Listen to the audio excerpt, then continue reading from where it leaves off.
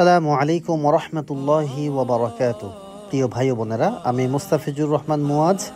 আশা করছি আল্লাহ তাআলার অশেষ রহমতে আপনারা সকলেই ভালো আছেন। আলহামদুলিল্লাহ, আমিও ভালো আছি।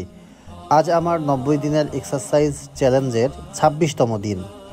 আলহামদুলিল্লাহ, প্রতিদিনের মতো আজকেও আমি রুটিন অনুযায়ী আমার ব্যায়ামগুলো চালিয়ে যাচ্ছি এবং অত্যন্ত আনন্দের সহিত জানাচ্ছি যে আলহামদুলিল্লাহ আমার প্রথম দিনের যেরকম শরীরের কন্ডিশন ছিল এখন অনেকটাই আলহামদুলিল্লাহ বেটার ফিল করছি। আজকে আমরা জানব ইসলামের আলোকে শারীরিক ব্যায়ামের উপকারিতা কী।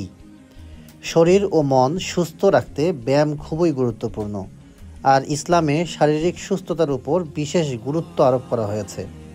নিয়মিত ব্যায়াম আমাদের শক্তি বৃদ্ধি করে, মনের প্রশান্তি আনে এবং দৈনন্দিন ইবাদতে মনোযোগ বাড়াতে সাহায্য করে।